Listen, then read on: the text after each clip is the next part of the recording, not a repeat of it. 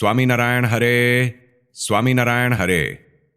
वचनामृत श्री गडडा मध्य प्रकरण का 52वां।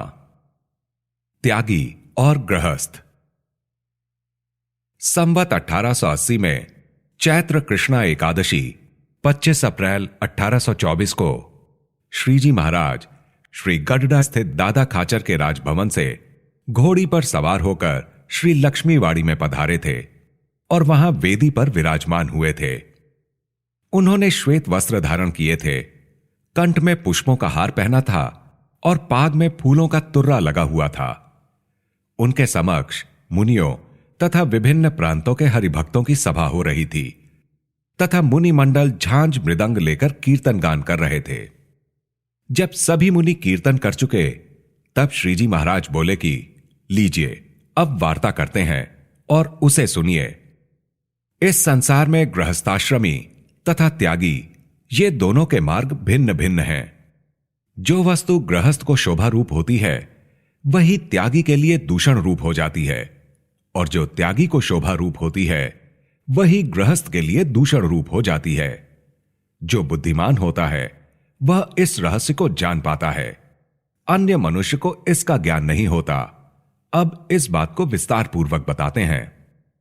जो गृहस्थाश्रमी है उसके लिए तो धन दौलत, हाथी घोड़ा, गाय भैंस, कोठी हवेली, स्त्री पुत्र, मूल्यवान वस्त्र तथा आभूषण ये सभी वस्तुएं शोभा रूप होती हैं, जबकि ये सभी वस्तुएं त्यागी के लिए दोष रूप बन जाती हैं।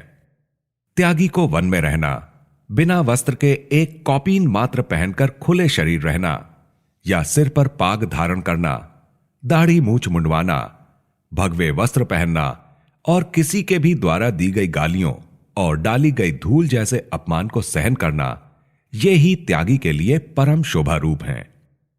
त्यागी की यही शोभा गृहस्थ के लिए परम दोष रूप बन जाती है।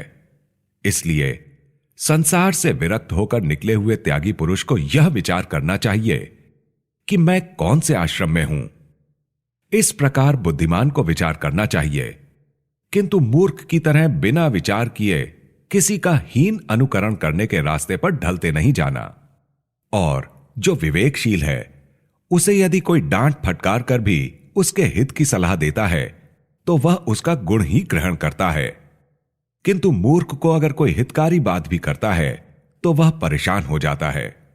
देखिए, ये मुकुंद ब्रह्मचारी तथा रतन जी कभी उलझन में नहीं पड़ते, अतः उनके साथ हमारी खूब पटती है।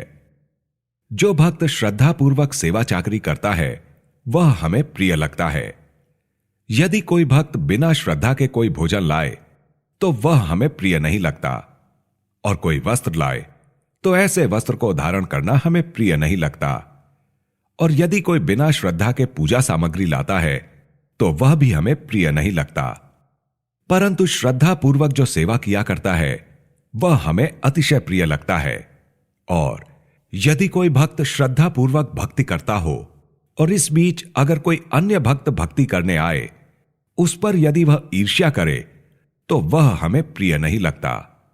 अतः जो श्रद्धा सहित एवं ईर्ष्या रहित होकर भक्ति करता है वह हमें अतिशय प्रिय लगता है।